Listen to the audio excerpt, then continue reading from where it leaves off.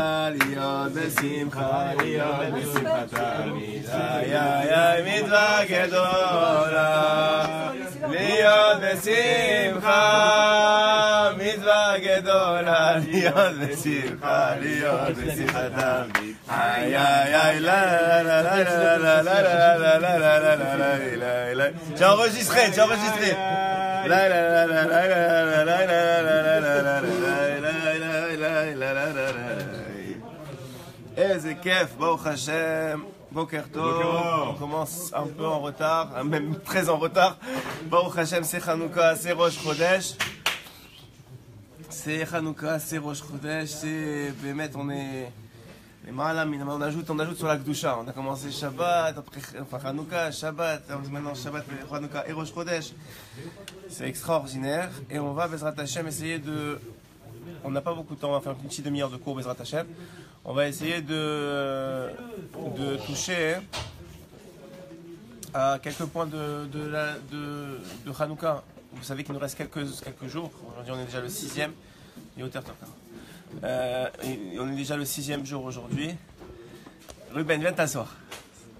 On est déjà le 6e jour aujourd'hui et il nous reste donc 2 jours, deux allumages pour profiter de la lumière de Hanouka, du Or HaGanuz, dont on a beaucoup parlé. Et on va essayer de voir c'est quoi ensemble, essayer de récapituler aussi et de voir qu'est-ce qu'on peut prendre encore de ces 2 derniers jours de cette lumière de Hanouka, qu'est-ce qu'on peut aller chercher. Il faut savoir que Hanouka, ça appartient au monde du 8. Le monde du 8, c'est le monde de l'infini. Le monde de l'infini, c'est par définition quelque chose qui n'est pas fini, donc quelque chose qui appartient pas à ce monde-ci. C'est-à-dire qu'à partir du moment où Hachem il a créé ce monde, il a créé avec ce monde, Rabbi David il a créé avec ce monde le fini. Dès qu'il a créé ce monde, il a créé le fini avec lui. Tout ce qui est avant ce monde, c'est tout ce qui appartient à l'infini.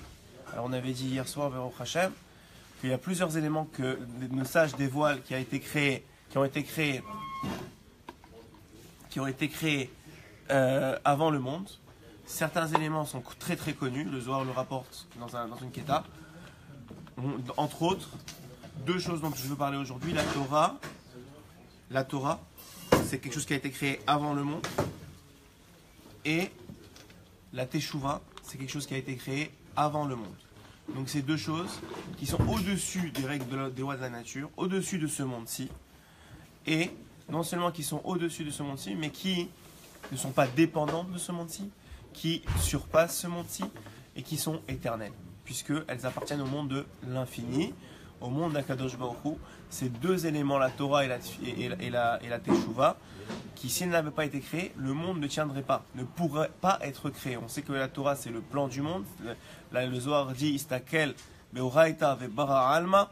Il a regardé dans la Torah et ensuite Hachem a créé le monde en fonction de ce qui a été écrit dans la Torah. Donc Hachem a créé la Torah comme plan du monde, comme un architecte qui prépare son plan. Et 2e élément, on a la tchouva, puisque Hachem savait très bien que l'homme allait fauter. Il connaissait les plans du monde, il connaissait déjà, il n'y a pas de temps chez Hachem. Donc dès qu'il a créé le monde, il y avait déjà la fin avec. Donc à partir du moment où le monde a été créé, la fin du monde était déjà dedans. Donc évidemment qu'il a vu Adam Arishon et toutes les fautes qui vont être faites. Il a bien compris que le monde ne pourrait pas subsister sans tchouva. Ok ? Et la tchouva, c'est donc se repentir qui, aux yeux d'Hachem, lorsqu'elle est bien faite et lorsqu'elle arrive à son but ultime, elle efface toute faute complètement, comme si jamais rien n'avait existé.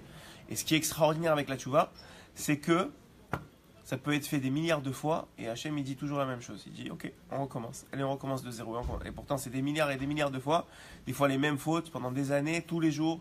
Et on dit l'essentiel, c'est de se repentir. C'est pour ça que Chazal ont instauré dans Kriyat Shema la Mita de faire les Tachanunim, d'avouer ses fautes et aussi, entre autres, de dire le nom Yudbet, excusez-moi, de Ala Bekoar, de 42 lettres, qui correspond aussi à la Tchouva. C'est un nom qui contient en lui des éléments secrets de la Tchouva, etc., etc. Donc on voit qu'à chaque fois que Chazal, et 3 fois par jour aussi, enfin 2 fois par jour le matin et l'après-midi, on va faire des Tachanunim, on essaye le plus possible d'inciter l'homme à dire pardon, ce qui est tellement difficile dans la génération de pouvoir dire pardon. Je vous dis, on est vraiment dans la génération du Mashiach. Alors, c'est tellement compliqué de dire pardon et d'avouer, de s'avouer des fautes. Pourquoi? D'un côté, parce qu'on croit que ça sert à rien, alors qu'au contraire, chaque pardon, malgré qu'on sait, même si on sait qu'on va recommencer, ça a quand même une valeur. Chaque élément de remise en question, ça a quand même une valeur. Et pourquoi je vous dis ça, hein? Parce que Hanouka, hein, c'est quelque chose de très particulier. C'est une fête qui est hors du commun, dans le sens que, contrairement à beaucoup d'autres fêtes, toutes les autres fêtes qu'on voit dans le calendrier juif, que ce soit Pessah ou que ce soit Purim, etc., on voit qu'il y a eu un élément de tchouva du peuple d'Israël qui a causé le sauvetage d'Akadosh Baruch Hu. Par exemple, à Pessah, Hachem a demandé au Béné Israël de faire la Brit Mila, de faire l'agneau pascal. C'est des deux éléments qui ont été demandés au Ham Israël pour prouver leur émouna.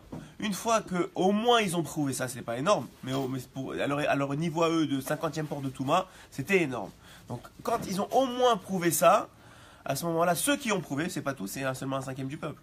Donc selon une déra dans la Gemara, donc quand seulement ils ont fait ça, à ce moment-là, ils ont été sauvés. Mais sinon, ceux qui n'ont pas prouvé ça, qui n'ont pas fait tchouva finalement, au moins ce minimum de tchouva là, ils n'ont pas été sauvés. À Purim, la Gemara nous dit que Haman était plus efficace que tous les prophètes d'Israël réunis. Qu'est-ce que ça veut dire? Ça veut dire que quand Haman il a fait ce décret là, et ben ça a créé un tel élan de tchouva chez l'Am Israël que même tous les prophètes des deux temples n'ont pas réussi à créer cet élan. Donc c'est pourquoi, c'est d'ailleurs de la Gemara nous dit, pour la raison pour laquelle Haman aura des descendants qui vont se convertir et qui vont étudier la Torah Bnei Brak. Comme ça nous dit la Gemara. Pourquoi? Parce qu'il a eu comme mérite, malgré toutes ses mauvaises intentions, il a eu comme mérite de quoi? De faire tchouva pour Am Israël. Mais on voit dans Purim, excusez-moi, dans Hanouka, que c'est pas le cas. C'est quoi Hanouka? C'est 13 Hashmonaïm, 13 personnes, selon Rashi en tout cas c'est 13, il y a différentes opinions, Rashi dit qu'il rapporte 13, le nombre de 13, ils étaient 13 contre une armée énorme, extraordinaire, qu'on appelait l'armée de Grèce, avec les éléphants, vous avez tous vu les bandes dessinées des enfants, avec les éléphants, etc. Donc une vraie armée, et 13 personnes qui se battent et qui réussissent à gagner, c'est ça. Qu'est-ce qui se passe avec les autres? Où sont les autres juifs? Où sont-ils? Ils sont tous assimilés, tous, à un certain degré, mais tous assimilés. C'est-à-dire quoi? Pourquoi? Parce que la Grèce, nous dit le Zohar, c'est Rocher, c'est l'obscurité. C'est-à-dire que quoi? La Grèce n'a jamais voulu nous détruire. La Grèce a voulu détruire nos âmes, a voulu nous assimiler. Ce qui, vous le savez, est beaucoup plus grave et beaucoup plus, et a beaucoup plus d'impact que juste nous détruire. Parce que celui qui perd son corps parce qu'il est juif, au contraire, il gagne. Parce qu'il monte directement au septième cieux, au septième palier de Gan Eden, sans être jugé, nous dit le Zohar. Quelqu'un qui meurt parce qu'il est juif, comme c'était le cas à l'Inquisition, où il les faisait danser sur des braises jusqu'à mourir, et sinon il devait se convertir, il ne se convertissait pas, il dansait jusqu'à mourir sur des braises, parce que c'était tellement chaud, eux ont gagné leur olam pour l'éternité. Mais ceux qui se sont convertis, ou qui allaient se convertir à l'époque des Yévanim, qu'est-ce qui se passait? À ce moment-là, on allait perdre tout le peuple, vraiment. Et ça... Il y a eu des pertes collatérales. Dans les 18 personnes qui sont parties se battre, 13 selon Rashi, 13, il y a eu des pertes collatérales. Il y a eu des personnes qui sont Une seule. Pourquoi le Midrash il rapporte la raison pour laquelle il avait fait une faute, mais une seule. Et même ça, c'est pas cachour à la guerre, vraiment. C'est parce que lui, il avait quelque chose à payer. Mais sinon, tout le reste a été sauvé.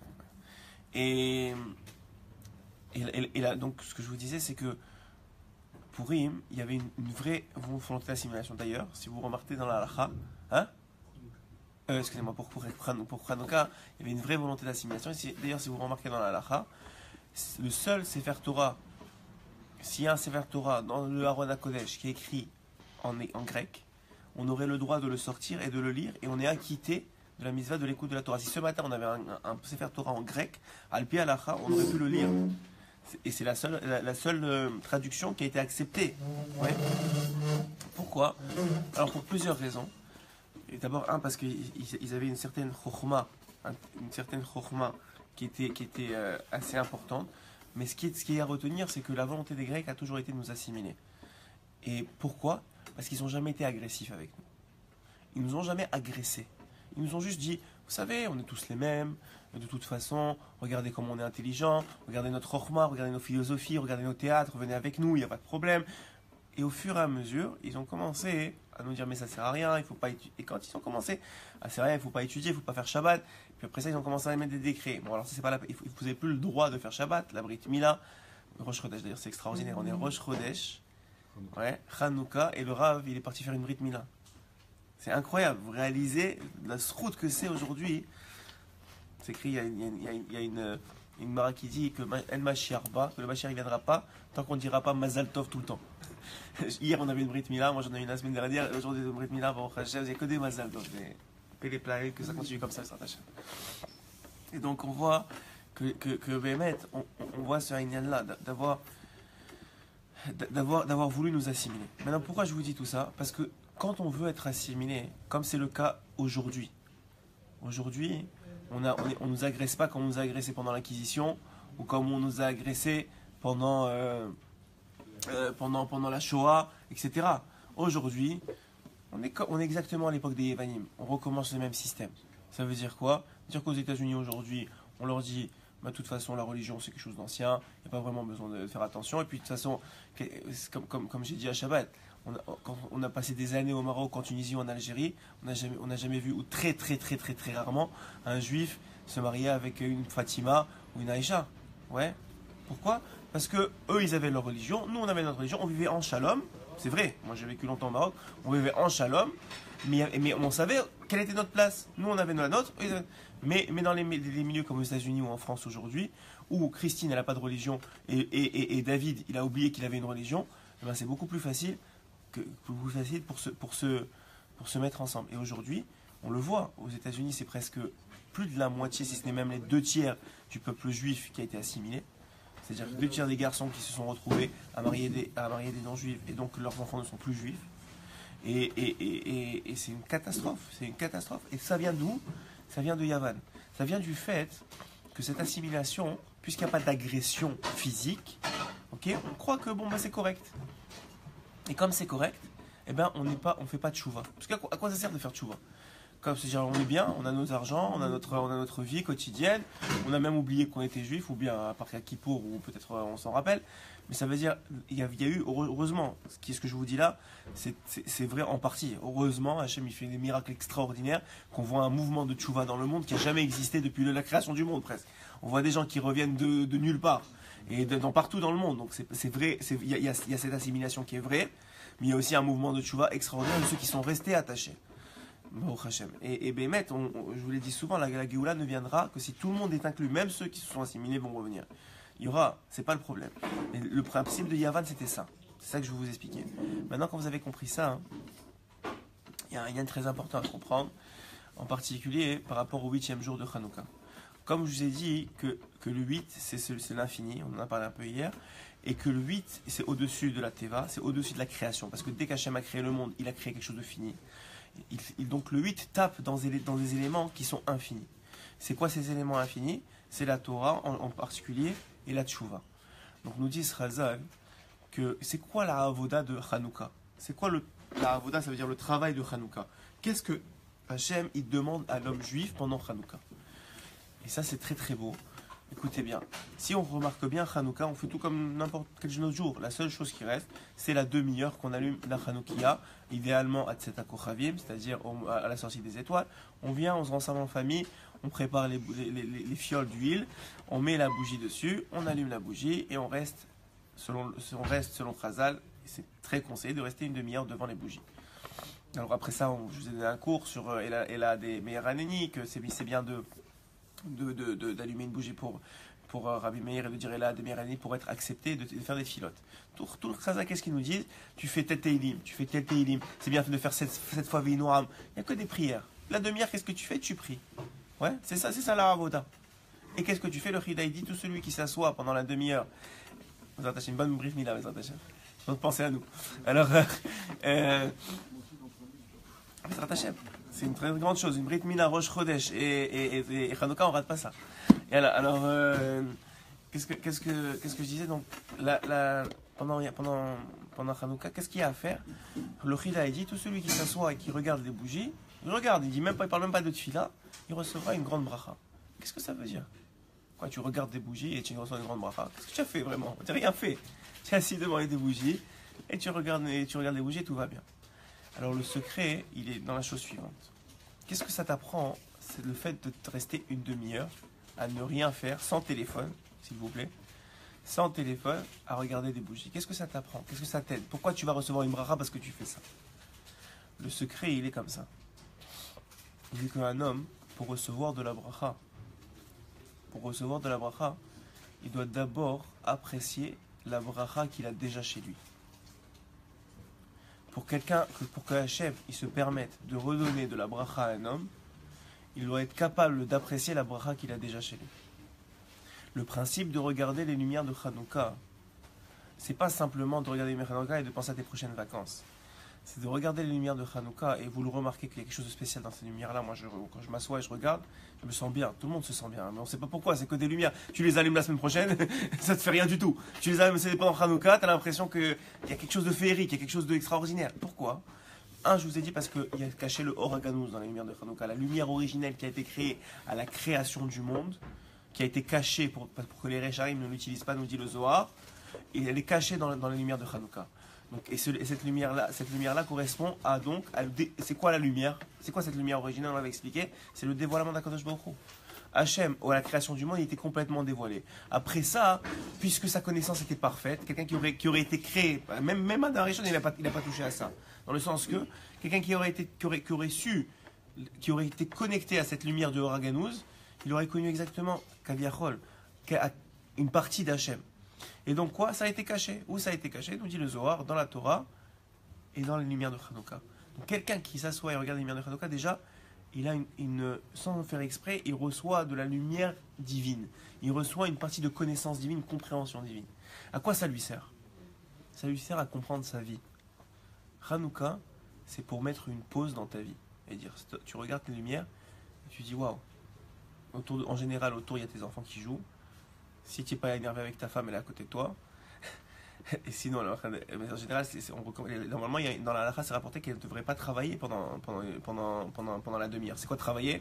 C'est faire à manger, c'est faire lever la lessive, pourquoi? Parce qu'elle aussi, elle a été concernée d'abord par le miracle, ça c'est Alpi halakha. Mais deuxièmement, c'est parce que c'est une occasion extraordinaire d'apprécier ce que Hachem il t'a donné. Hachem, il t'a donné une famille, il t'a donné une maison, un toit, il tient en Eretz Israël pour nous, Baruch Hashem. C'est des choses extraordinaires. Et Hachem ne peut donner la bracha à quelqu'un que s'il admet, il reconnaît la bracha qu'il a déjà reçue. Et normalement, quand nous dit Razal, lorsque tu fais ce travail-là de demi-heure de Hanouka, qu'est-ce que tu fais? Puisque tu n'as rien d'autre à faire que de regarder les bougies et ce qui se passe autour de toi, de ta famille, ouais, normalement tu ne parles pas, etc., tu es vraiment concentré sur les bougies. Et tu es dans un yeshuv, ce qu'on appelle un yeshuv hadat. Tu es dans une sorte de pause dans ta vie où tu as le temps d'avoir des idées claires. Et qu'est-ce que tu fais? Tu dis merci. Qu'est-ce qu'on dit dans la tfila, et c'est rapporté par Rabbeinu Akadosh? C'est quoi Hanouka? C'est un zman de halel et de hoda. C'est un zman de reconnaissance. De hoda, c'est reconnaissance. Reconnaissance de quoi? Du bien que Hachem t'a donné. C'est ça Hanouka. Tu reconnais le bien que Hachem t'a donné, et à ce moment-là, qu'est-ce que ça t'apporte à faire quoi? À faire le halel, à le louer. Donc en vérité, quand tu fais c'est quoi cette demi-heure-là? C'est une occasion extraordinaire pour le juif de dire merci, de reconnaître ce que Hachem il a donné et de le louer pour ça. Et quand tu fais ça, tu viens de créer un kéli extraordinaire pour que la bracha elle se déverse sur toi toute l'année. Et donc c'est pour ça que le Chida dit, celui qui s'assoit et qui regarde les bougies de Hanouka, il reçoit la bracha toute l'année. Comment c'est possible? Parce que celui qui s'assoit et qui fait ce travail-là de déconnecter complètement et de rester avec sa famille et de s'asseoir devant les bougies de Hanouka, il est obligé, parce que par l'essence même de ces bougies-là, elles contiennent le Or HaGanuz. Donc c'est obligé que tu vas avoir même sans faire exprès, même celui qui n'écoute pas ce cours, il va le faire. Il va voir autour de lui, ses enfants en train de jouer, sa femme qui est assise à côté de lui. Il va dire merci Hachem. Qu'est-ce qu'il va dire d'autre? Il va dire merci Hachem. Et quand il fera ce merci Hachem-là, il va créer un kéli extraordinaire pour encore plus de bracha. Ça, c'est le secret du Chida. Maintenant, il y a un secret encore plus grand le jour du 8e jour. C'est quoi ce secret-là? Est-ce que quelqu'un a un sidour, s'il vous plaît? Le 8e jour de Hanouka, on a dit, on tape. Le 8e jour de Hanouka.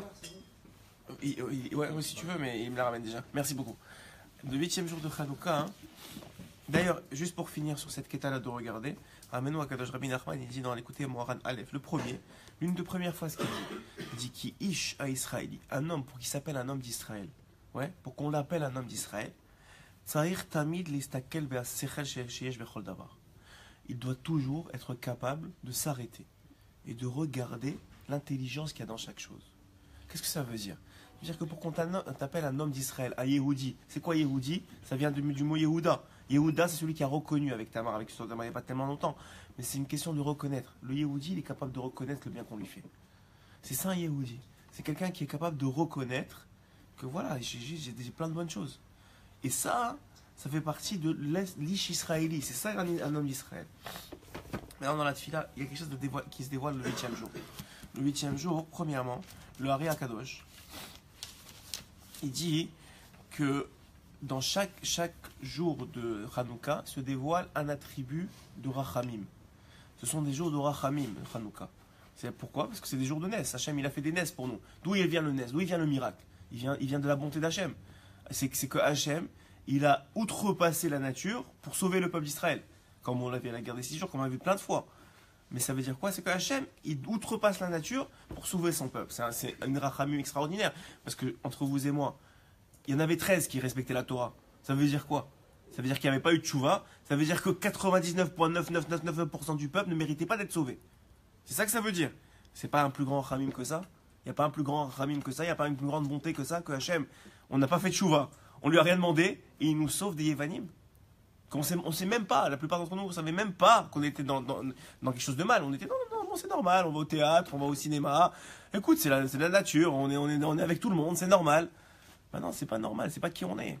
Mais ça, quand tu es dedans, nous, ça fait 2000 ans qu'on est en exil, on le sent aujourd'hui.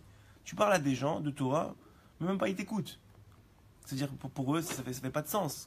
J'ai ma vie, ça y est, j'ai mon business, j'ai mon travail, j'ai mes enfants. Bon, ça va, on fait Shabbat, on fait Kiddush, filmé sur YouTube de temps en temps, et tout va bien, quoi. Pour eux, c'est normal. Et je peux pas leur parler parce que mais c'est pas leur faute. On est en 2000 ans d'exil. Vous savez, c'est quoi 2000 ans?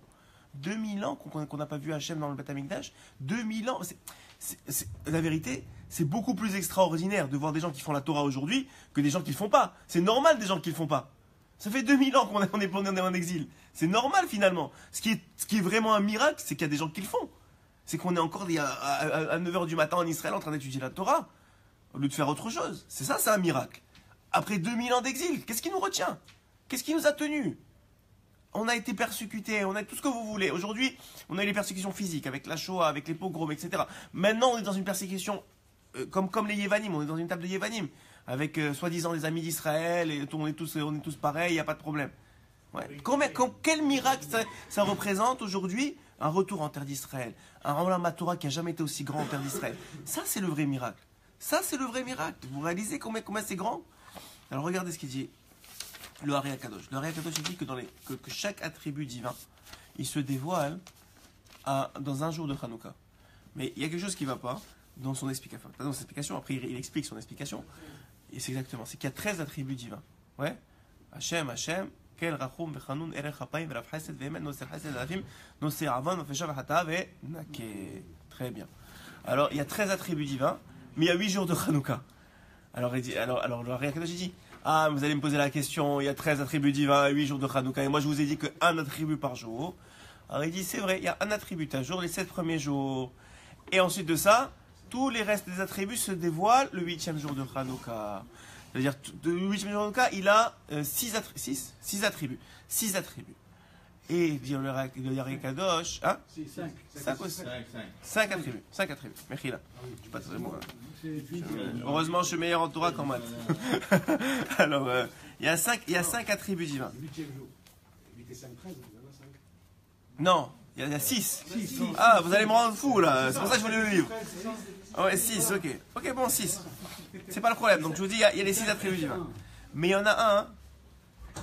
Il y en a un qui est particulier. C'est le dernier. Venake. Ça veut dire Venake. Normalement, le 13e, c'est le plus haut. C'est le 13e. Ça veut dire quoi, Benake? Nettoie. Qu'est-ce qu'il nettoie? Hachem, il pardonne les fautes. Hachem, il est naqué, il nettoie comme un enfant que il a fait dans sa couche, votre rêve, et vous le nettoyez. Moi, je suis dedans, c'est pour ça que je vous raconte ça. Et vous le nettoyez, ouais. Donc ça veut dire quoi? Ça veut dire que Béhémet, c'est ça Hachem. Hachem, il nettoie. C'est le plus haut niveau de Rachamim d'Hachem. Le plus haut niveau, c'est qu'il nettoie la faute. Il fait comme s'il n'avait jamais existé. Il change la couche. C'est fini. Ça, c'est le plus haut niveau. Il dit l'Orel Kadosh, quand est-ce qu'il se dévoile ce plus haut niveau-là? Au 8e jour de Hanouka. Le 8e jour, c'est Vénaké. Alors attendez, il y a un autre 13 dans la tfila. C'est quoi l'autre 13 dans la tfila? 13 choses qu'on dit dans la tfila. Vous devez savoir, Rabbi David. 13 choses qu'on dit dans les korbanot. Les 13. Les 13 règles de compréhension de la Torah. Les 13 règles, comment interpréter la Torah. Donc dans les korbanot, avant la tfila, on a... Bon, je tourne les pages, mais j'aurais dû préparer à l'avance les pages, mais c'est pas grave. Il y a les 13 compréhensions, les façons de comprendre la Torah.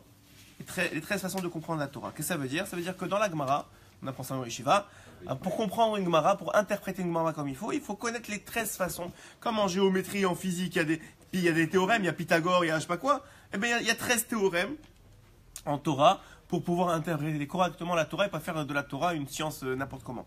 Donc il y en a 13. Ok? Et dans ces 13-là, excusez-moi, il faut vraiment que je les retrouve. Je vais vous dire. La vérité, c'est qu'il faudrait faire un cours dessus, parce que c'est important de les comprendre. On les lit tous les jours. Mais il faut savoir que le fait de les lire, bon, c'est pas pour rien que Chazal, tu vois, si tu peux me le trouver, ça va aller plus vite que moi, parce que...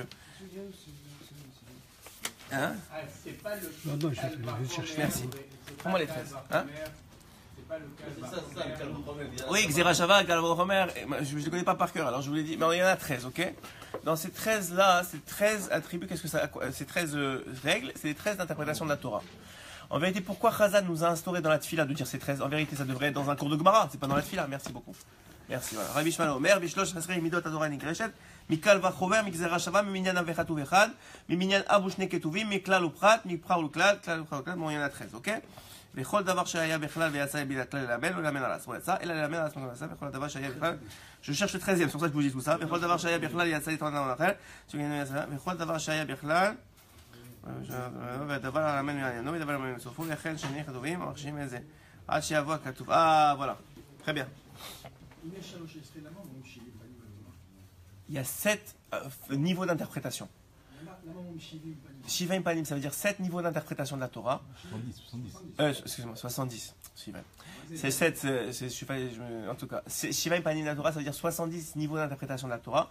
La Torah, nous dit Srada, c'est comme un diamant avec 70 facettes. Donc tu as le Rabbi Lubavitch qui dit ça. Tu as. Hein? Alors, 13, c'est pas interprétation. C'est comment tu as une façon de comprendre les versets. C'est des théorèmes. Pour comprendre les versets, par exemple, Xerashava, c'est quoi? Tu as vu un mot là, et tu as vu le même mot autre part dans la Torah. Eh bien, si tu sais que c'est une Xerashava mi Moshe Rabbeinu, c'est pas tu as inventé, parce que tu peux faire ça comme tu veux, c'est pas un jeu. C'est-à-dire, si Moshe Rabbeinu, il a dit ce mot-là et ce mot-là, c'est une Xerashava, c'est le même mot, c'est une Xerashava, ça veut dire que tout ce qui s'applique à lui, dans cette phrase-là, ça s'applique à lui dans cette phrase-là. Ça se transporte d'un endroit à l'autre. Alors, comment tu vas savoir ça? C'est grâce aux 13. Donc, il y en a 13. Et dans ces 13-là, pourquoi on les lit? Alors, une première question, c'est pourquoi on les lit pendant la tfila? Normalement, on devrait les étudier dans un cours de yeshiva, pas que ça sert de lire tous les jours. Alors, les Chachamim, ils ont instauré dans la tfila parce que quand tu lis, tu les actives. Une fois, quand tu les lis, tu les actives dans le shamaim.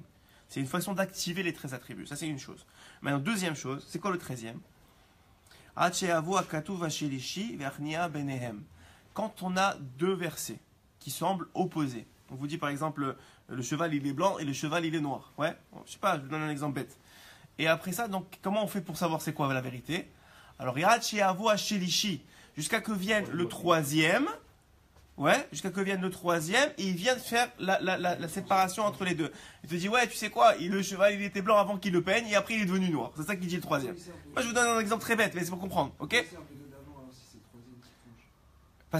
Parce que les deux d'avant, ils t'apprennent quelque chose. Ils t'apprennent, par exemple, une ordre chronologique, quand je te dis dans l'exemple bête. C'est-à-dire, il était blanc avant, il est devenu noir. Donc maintenant, tu le sais. Donc ça veut dire, tu apprends quelque chose de ça. Donc ça, c'est ce 13e attribut-là. Maintenant, dans le Yenake, le verset, il y en a qui disent Yenake, il y en a qui disent Velo Yenake. Il y a deux versets. Yenake, Velo Yenake. Il nettoie, dans les 13 attributs qu'on vient de voir, et il y a un autre verset qui dit il nettoie pas. Alors, j'ai pas compris. Hachem, il nettoie ou il nettoie pas? Ça, c'est une belle interprétation. C'est pas l'interprétation d'Exrazal, mais c'est une très belle interprétation. C'est le même verset, c'est le début et la fin. Non, on s'arrête à Yenake. Mais la vérité, c'est qu'il y a une suite à ce verset. Velo Yenake, il ne nettoiera pas. C'est de la discussion de jaillit de la lumière. Oui, Razak. Alors, mais d'accord, je suis d'accord, ça. Mais c'est écrit Yenake. Mais c'est quoi la lumière qu'il faut sortir de là? Yenake, Velo Yenake. Il nettoie et il nettoiera pas. Il nettoie celui qui fait la tchouva. Chazak ou Baruch. Celui qui fait, Chazal, ils disent, ils rappellent dans un verset, et ils disent, celui qui fait tchouva, yenake. Celui qui fait pas tchouva, lo yenake. Ça veut dire, mes amis, que celui qui fait pas tchouva, même si Hachem il est tellement rachamim avec lui, il nettoiera pas. La seule façon de nettoyer, il y a une seule façon de nettoyer la couche, c'est une seule façon de nettoyer, c'est que toi, tu veuilles qu'on te nettoie. Si tu veux pas qu'on te nettoie, on te nettoiera pas. Et la tribu 13 qui va venir donc. Quoi? La tribu 13, il va venir tout simplement pour contrebalancer ça. Mais non, la tribu 13, c'est Yenake. Mais comme je vous ai dit, la fin du verset, comme il a dit, c'est Lo Yenake. Donc il y a une contradiction. Donc on a besoin de cet attribut 13 qui dit quoi? Katouva Shelishi, Arnia Benem, Mazia Katouva Shelishi. C'est quoi ce troisième là? C'est ce qu'il a dit, c'est la tchouva. Maintenant cette tchouva là, pourquoi je vous parle de tout ça maintenant? Parce que la tchouva, c'est les malam minateva. Comme je vous ai dit, on peut faire la faute 10 000 fois. Et Hachem il dit continue à faire tchouva. Continue, ne t'arrête pas. Mais maintenant, ça fait 10 000 fois que je retombe. C'est pas grave. Fais tchouva. On réglera les comptes après. Toi, ne réfléchis pas. Dans la tchouva, n'essaie pas de réfléchir parce que c'est les malam de la tserel. La tchouva, ça a été créé avant le monde. Donc tu ne peux pas la comprendre avec les règles du monde. Comment tu peux comprendre que quelqu'un qui fait du mal. Un exemple. Quelqu'un, il tue quelqu'un d'autre, ouais. Et il fait tchouva. Mais attends, mais tu l'as tué, le gars. Qu'est-ce que tu as fait tchouva? C'est comme si tu n'avais jamais rien fait? Ouais, c'est comme si tu n'avais jamais rien fait. Mais c'est de la folie. Les nations du monde, ils vont nous prendre pour des fous. Mais prenez Hachem pour un fou. En tout cas, c'est comme ça que le monde y marche. Et c'est grâce à ça que le monde y continue à être. Et si lui, il est parti de ce monde, c'est parce que c'était son ordre de toute façon. Donc maintenant, toi, tu as fait tchouva, c'est une autre chose. Il va falloir que tu répares. Je n'ai pas dit qu'il ne va pas réparer. La plupart des gens qui font tchouva, ceux qui ont vraiment fait tchouva, ils savent qu'au début, on paye les conséquences, on paye les pots cassés. C'est normal. Mais je ne vous parle pas de la réparation, je vous parle du principe même de la tchouva. Alors, pourquoi je vous parle de ça? Parce que puisque au 8e jour, ça tape dans le nombre 8, dans l'infini d'Hachem, c'est le meilleur moment pour faire tchouva. C'est cette demi-heure-là que vous avez le 8e jour de Hanouka, c'est un moment, mais pas extraordinaire, c'est un moment de bombe atomique pour dire à Hachem, pardon. Celui qui arrive, c'est un secret énorme ça, celui qui arrive à dire pardon, sa tchouva, elle passe. Normalement, la tchouva, comment ça marche? Le Tomer Dvora, il explique, qui est Rabbi Moshe Cordovero, le maître du Harizal. Il explique que la tchouva, comment ça marche. Tu fais tchouva, après ça, on étudie ton dossier. On ouvre les dossiers, on dit, ah bon, est-ce qu'il a le droit de faire tchouva? Il n'a pas le droit. Est-ce qu'il mérite? Combien il va recevoir de punition? Combien il va truquer? Mais comme maintenant tu tapes dans le Ensof d'Akadosh Baruch Hu, le Ensof d'Akadosh Baruch Hu, c'est quoi? C'est Akadosh Baruch Hu avant le monde. C'est quoi le Ensof d'Akadosh Baruch Hu? C'est t'as fauté, t'as pas fauté, ça change rien pour moi. C'est ça le Ensof. Bémet, c'est un peu difficile à dire, il faut comprendre le concept. Mais l'infini d'Akadosh Baruch Hu, c'est que tout est bien. Que t'as fauté, t'as pas fauté, ça change rien pour moi. Lui, tout est bien. Donc maintenant, qu'est-ce que tu peux faire? En faisant tchouva à ce moment-là, ton dossier, il n'est pas étudié, il n'est pas rien. Direct, ça passe. Cette 8e jour de Chazal, cette demi-heure-là, ta tchouva, direct, elle passe. Ah, pourquoi c'est important de faire tchouva? Parce que yenake lo yenake. Si tu veux qu'il te nettoie et arriver à 120 ans propre, tu as besoin de cette tchouva. Tu peux pas, il n'y a pas d'autre moyen. Il n'y a pas d'autre moyen, il faut que tu dises pardon. Il faut que tu dises pardon, que tu regrettes et que tu veuilles plus refaire. D'être sincère. La vérité, je vous dis juste, c'est un secret de Rabbeinu. D'être sincère, de ne vouloir plus refaire. Tu refais demain, l'Israël va te dire, tu vas pas refaire demain. Je t'écoute pas. Je veux aujourd'hui. Si maintenant on me donnait la faute, je la ferais pas. Demain, laisse-moi tranquille. Parce que c'est que du Yetzirara demain. Maintenant, je veux faire. Ça s'appelle la tchouva. C'est pour ça qu'un homme, la Gemara dit, il est capable de gagner son Ramadan en 1 minute. Comment il est capable? La veille de sa mort, 1 minute avant sa mort, il dit Hachem, je fais tchouva, et si tu m'avais donné maintenant les fautes, je ne les aurais pas faites. Dans la Gemara, on a un exemple. De quoi? Dans la Gemara, on a un exemple comme ça. La personne qui a fait toujours la pierre. Oui. Celui qui est parti avec toutes les... Ouais. On l'a appelé Rabbi. On l'a appelé Racha. On l'a appelé Rabbi, et avant ça, il était parti avec toutes les femmes du monde. Ouais. Il y a Fetoussi qui dit que 13, c'est. Qui Fetoussi Oui. qui dit que 13, c'est les Gamatria Echad, dont Hachem. Ouais. Dans les très attributs. Kolakava. L'écouté Moran Dalet, c'est quelqu'un qui suit les écoutés Moran, ça. Oui, Rabbi Nachman d'écouter Moran Dalet, il dit que Echad, c'est Gematria 13, qui est Gematria Ahava. Quand tu tapes dans le Echad, quand tu tapes dans le 8, qui est le. Merci. Quand tu tapes dans le 8, qui est le Echad, tu tapes dans la Ahava d'Hachem. Il est que Ahava. C'est-à-dire qu'il n'y a plus maintenant, je vais te taper, je vais te punir, il n'y a pas de ça. Il y a juste, je te donne tout ce que tu veux, règle revient. Et ça, c'est le moment le plus propice du monde pour le faire. C'est la demi-heure du 8e jour de Hanouka. C'est la avoda de Hanouka du 8e jour. Si vous avez quelque chose à faire, vous faites tchouva. C'est comment on dit pour se nettoyer là, une machine à laver qui fait pas mal du tout. Genre, tu prends la douche. Direct, tu prends la douche. Et surtout, on ne dit pas, parce qu'il faut savoir quelque chose. Rabbi Nachman, il dit que pour que quelqu'un fasse tchouva, il doit mériter de faire tchouva. C'est pas toi qui décides de faire tchouva. Tu sais combien ils ont voulu revenir faire Shabbat et tout ça, tu les vois 30 ans après, alors t'as fait Shabbat? Non, j'arrive pas. C'est pas toi qui décides. C'est en haut, il faut que tu aies du mérite pour faire tchouva. Pour revenir à Hachem, ça prend un mérite. C'est pas stam, soit le tien, soit tes parents, tes grands-parents, j'en sais rien, personne ne sait. Chacun d'entre nous, moi y compris, quand on a fait tchouva, on méritait pas de faire tchouva, hein. On était de l'autre côté de la ville. Ça veut dire c'était pas normal. Et on est revenu aujourd'hui, quand on se voit aujourd'hui, même si on est encore très loin, il faut être très réaliste avec la situation. Mais on est quand même aussi très loin de là où on était il y a 10 ans. Hein?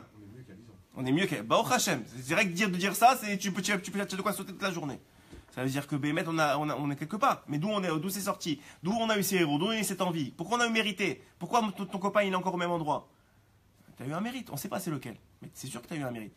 Mais le 8e jour, c'est au-dessus des mérites. C'est au-dessus des comptes. Hein? C'est pas vrai ça. C'est pas vrai. Tu t'investis parce que tu as eu envie. D'où elle vient cette envie? Elle vient de Hachem. C'est Hachem qui t'a mis la plug, c'est tout. Mais tu peux ne pas vouloir. Tu peux. Hachem, il peut te mettre la plug et tu dis moi je veux pas. C'est vrai, c'est sûr que ça. Mais ça aussi ça mérite. Ça aussi ça mérite. De venir à ce cours et d'entendre ce que vous venez de C'est sûr. Le Zohar il dit. Tu sais ce que le Zohar il dit? Le Zohar il dit tout celui qui étudie la Torah. Écoutez bien. Tout celui qui étudie la Torah se comporte avec lui comme une mère qui lui conseille quoi faire. Elle lui dit avec gentillesse, pas avec des coups. Elle lui dit mon fils, regarde, fais ça, ce serait bien pour toi. Et Davka pour lui, elle dit le Zohar, expressément pour lui, qu'est-ce qu'il doit faire à tchouva? Lui, pas quelqu'un d'autre. Quand quelqu'un il vient, il dit particulièrement quand quelqu'un étudie la nuit, elle se comporte comme une mère qui caresse son enfant. C'est comme ça qu'il dit le mot du Zohar. Elle se comporte comme une, la Torah se comporte comme une mère qui caresse son enfant. Il lui dit mon fils, regarde qu'est-ce que je dois réparer. Gentiment, pas avec des coups. Ça, c'est le principe de celui qui vient. Comme on était hier au shiur de Rav Twitou, il nous a parlé de la tfila et tout ça. Il nous a donné quelques secrets sur le fait de venir tôt à la synagogue, etc.